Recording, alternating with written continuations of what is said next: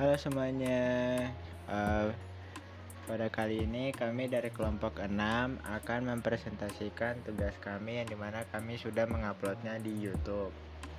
Nah, di sini kami dari kelompok 6 yang beranggotakan saya yaitu Agniel Laurentius Malino dengan NIM 2023 5520 2007. Dan ada Teguh Chandra Baskara dengan NIM 2022 5520 2117. Terakhir ada Yunita Putri Handayani dengan NIM 2022 5520 2097. Selamat menyaksikan. Oke, masuk ke poin yang pertama yaitu bagian latar belakang. Pengujian perangkat lunak merupakan langkah penting untuk memastikan mutu, keandalan, dan stabilitas sistem sebelum digunakan oleh pengguna.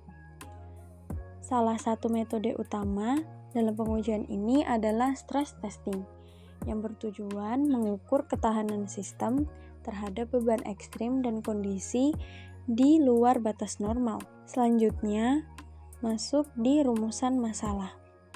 Rumusan masalah yang pertama yaitu apa itu metode stress testing. Kedua, cara kerja metode stress testing. Dan yang ketiga, kelebihan dan kekurangan metode stress testing. Yang terakhir, keempat, pengujian metode stress testing. Baik, selanjutnya masuk di pengertian stress testing. Stress testing adalah proses evaluasi yang dirancang untuk mengetahui sejauh mana sistem mampu bertahan di bawah beban yang melebihi kapasitas operasional normal. Pengujian ini dilakukan untuk mengamati respon dan reaksi sistem saat mencapai titik kegagalan yang biasanya dilakukan dengan alat seperti Apache meter, load runner, atau Locard. Tujuan utama dari stress testing adalah untuk mengetahui batas kemampuan dan ketahanan sistem dalam menghadapi beban tinggi yang secara simultan membantu menganalisis kinerja seperti waktu respon dan kestabilan, mengidentifikasi titik lemah dan potensi kegagalan, serta memberikan dasar yang kuat untuk meningkatkan performa dan efisiensi sistem. Pengujian ini juga memberikan manfaat kunci berupa kemampuan mendeteksi titik lemah sejak dini, meningkatkan keandalan dan kestabilan, dan mencegah kerugian operasional akibat kegagalan sistem saat kondisi ekstrim. Kemudian yang berikutnya adalah tahapan pelaksanaan stress testing, yaitu proses stress testing meliputi beberapa tahapan, yaitu menentukan tujuan pengujian, menyusun skenario dan beban uji yang ekstrim, menyiapkan lingkungan pengujian yang mendekati kondisi nyata, melakukan eksekusi pengujian, lalu menganalisis hasil dan menyusun laporan sebagai dasar perbaikannya. Kemudian alat yang digunakan. Alat yang umum digunakan dalam stress testing meliputi Apache meter, load runner, dan Locust. Alat ini digunakan untuk mensimulasikan beban pengguna secara bersamaan agar data pengujian yang diperoleh lebih akurat dan representatif. Stress testing juga mempunyai kelebihan dan kekurangan. Nah, di sini saya akan menjelaskan tentang kelebihan terlebih dahulu.